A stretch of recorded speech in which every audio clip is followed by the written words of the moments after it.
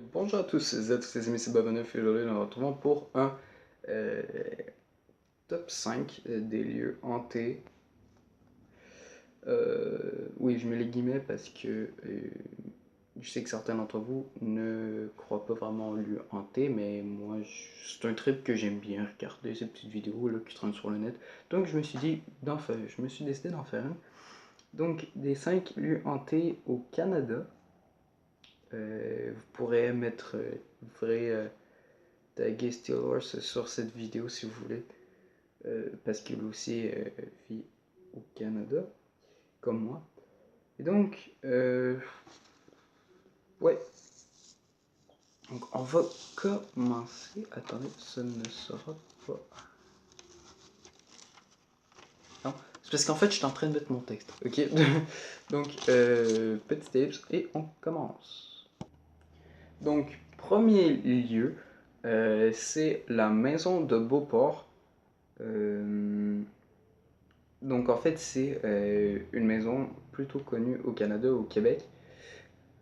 Euh, Ce serait une maison qui, selon les anciens propriétaires, les murs bougeraient euh, et il y aurait des trous dans les murs qui se formeraient à cause d'impacts mystérieux en fait qui n'auraient jamais été là, mais pourtant l'impact est bien là. On voit l'impact, on voit les traces de l'impact, mais on n'a jamais vu l'impact. Donc il y a des trous comme ça qui se forment euh, un peu à la random. Donc on passe tout de suite au deuxième. Donc, prochaine, donc le numéro 2, un autre établissement très connu par pas mal tous les Canadiens, l'église Sainte-Trinité. Euh, donc ça, comme je disais, elle est très connue pour que ce soit des hantises ou quoi. Euh, Donc, selon certains reportages, l'orgue de l'église jouerait tout seul euh, et, on, et on croit en fait que ce serait le fantôme de d'Iris Dilas, je sais pas si je prononce bien son nom, qui aurait été enterrée vivante euh, en 1830 dans cette église-là, donc peut-être une certaine vengeance, je sais pas. On passe au prochain. Donc, numéro 3 ce serait le Morin Center. Désolé pour mon accent anglais complètement dégueulasse. Euh, donc, ce serait une ancienne prison qui assez souvent donnait la peine capitale. Donc, euh, et donc, ce serait là aussi qu'un homme du nom de François Marois, bon, comme quoi tous les Marois sont des trous de cul, je vais tellement m'attirer des ennuis avec ça, putain, avec le gouvernement. Qui aurait été un tueur en série. Pour la quatrième euh, endroit hanté, c'est l'industrie Robert Giffard. Giffard. Ouais, ben j'ai mon texte qui est comme juste là. En fait, je le tiens dans ma main et du coup, c'est. Ouais, bon. Donc, c'est un hôpital psychiatrique qui aurait été incendié et depuis, certains chercheurs cro- croient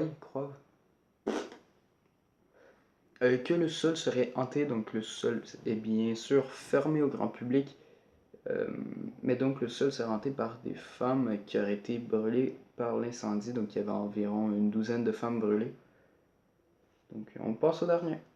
Et oui, le dernier et non le moindre, le, le plus connu, oui, désolé, le plus connu, euh, mais malheureusement il y a très peu de choses qu'on peut dire, donc c'est le Château Frontenac à Québec, qui est très très très connu au Canada. Quasiment tout le monde a des... Si personne le vit en image, au moins tout le monde l'a déjà entendu son nom. Donc, avant était habité par le comte Frontenac. Euh, mais depuis sa mort, on dit que c'est un lieu hanté par le comte Frontenac qui, selon mes recherches en fait, parce que j'ai été un peu sur Google avant la vidéo, oui, je suis pas un charlatan, euh, aurait un compagnon. Voilà. Donc il y aurait quelqu'un qui, donc, à ce que j'ai compris, une femme, euh, entrait, bon après vous comprenez, aussi le château, donc une femme qui aurait attendu jusqu'à son dernier souffle pour son prince charmant, je sais pas comment dire, ouais ben c'est un amoureux, le bon quoi, voilà. Et qui serait morte, et du coup qu'elle entrait aussi ce lieu. Mais moi j'ai trouvé ça beaucoup plus intéressant de parler du comte Frontenac parce que si je dis pas de conneries, vous me corrigerez dans les commentaires. Je crois que c'est de là qu'ils ont pris le comte Dracula avec le château et tout. Je suis vraiment pas sûr. Engueulez-moi pas dans les commentaires. Mais je crois que oui. Donc voilà. Et donc c'est la fin de cette vidéo. J'espère que vous avez apprécié.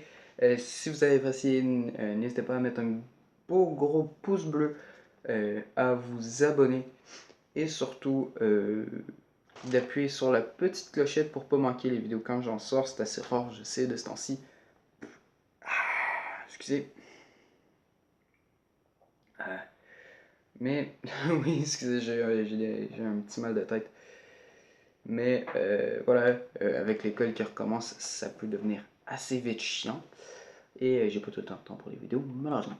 Du coup, comme je dis, n'hésitez pas à lâcher un petit pouce bleu, de l'amour. N'hésitez pas à vous abonner. Ciao!